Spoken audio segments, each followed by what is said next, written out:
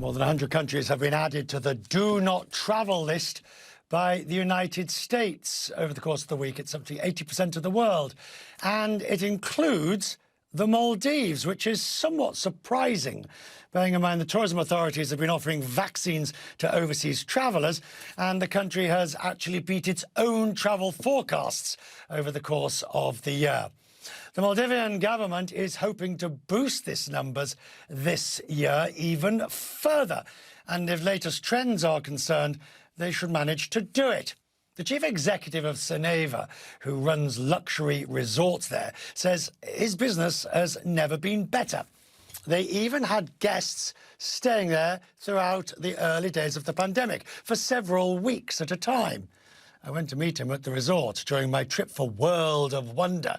As you can see us crossing the bridge, he told me he didn't realise how quickly things would come back.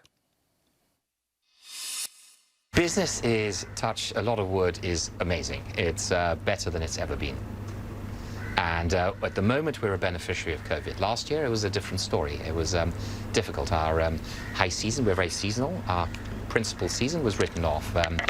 We thank God we got Christmas and New Year, but just after the New Year, as you know, news started coming out about COVID, it started spreading, we got more and more cancellations, and you ended up with the borders closed at the end of March, just before the other big holiday break, which is the Easter holidays. So we completely missed that, our borders were closed.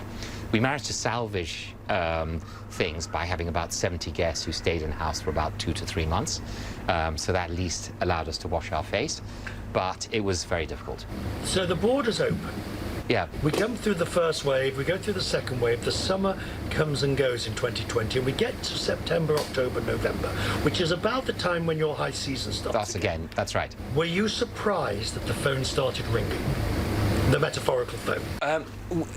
It was, we knew that things would recover because when you look at history, when one considers SARS, the recovery of travel and tourism, this was mainly in Asia, it came back stronger than before in Asia, if you look at the analysis. So we knew that after a dampening, you'd have this pent-up demand, and there would be that.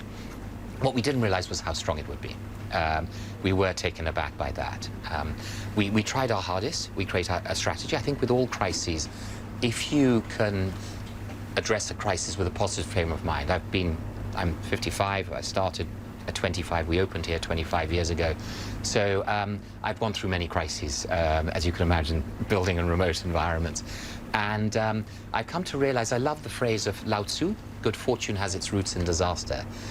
This idea that if you can look at a crisis with a positive frame of mind, it can spring a lot of good roots of good fortune in the future. And we realized that our advantage here was one island, one resort. To paraphrase the foreign minister, the Maldives has 1,200 isolation centers. The upper end of the market in the Maldives, the 5-star plus end of the market of which you are, is having a better year than previously, isn't it? That's right. Taking 2019 as the target. Yes, 2019, the last good year. There are some months where we're almost double, actually double in some months here at Soneva Fushi compared with the same time last year, because travel has certainly stopped, reduced. Travel has reduced, it's been restricted, but in a way it's been funneled to us because we're one island, one resort, as I touched upon earlier. We're testing everyone. So it's not just no news, no shoes, but it's also no masks.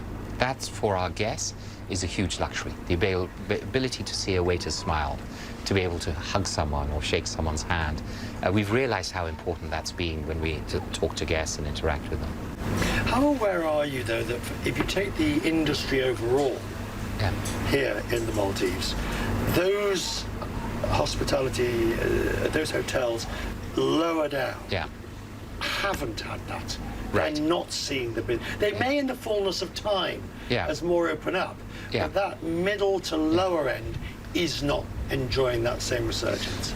Unfortunately not. So when one considers January, the Maldives Inland Revenue, the Maldives government are very open, so they publish all their revenues. Their revenue from the tourism industry was exactly the same as the previous year, but as you say, hotel arrivals, arrivals of tourists was half.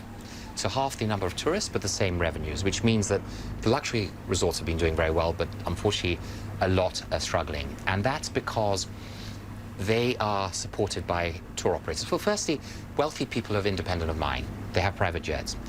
They're willing to take more risks. It's their ability to see through things, calculate the risks, and even take risks that has got them where they are. So they're willing to travel. The ones who go to more commercial resorts sometimes can't take risks. They can't even afford a challenge if their travel insurance doesn't work. I'm a strong believer in all markets, although what I would say is luxury travel tends to have a better impact on the local community because wealthy people spend a lot of money. The resorts want to create a sense of community. They engage more with the community.